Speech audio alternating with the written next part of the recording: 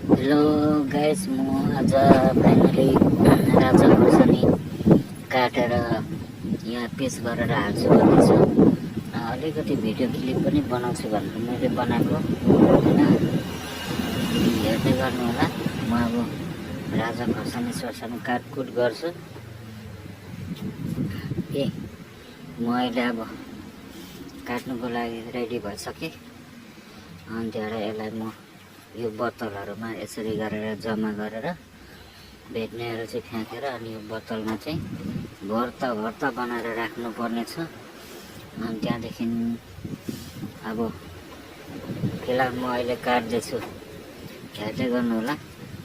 काट्दैछु, अब टुक्रा गर्ने, हाल्ने, बोतल भर्ता खाँदै हाल्ने। अनि त्यहाँबाट यसरी भेट्ने पनि फ्याँक्ने, भेट्ने नफ्याँके चाहिँ हुँदैन। अनि टुक्रा गर्ने, हाल्ने होइन। त्यहाँबाट अब तेल पनि हाल्नु पर्यो, काँचो तेल होइन, पकाएर हाल्नुपर्छ तेल चाहिँ। निमक अलिकति हाल्नुपर्छ। अनि त्यहाँबाट निमक हालेर अनि माथि राख्ने हो। चक्कै काट्यो, बोतलमा हाल्यो, छक्कै काट्यो, बोतलमा हाल्यो होइन।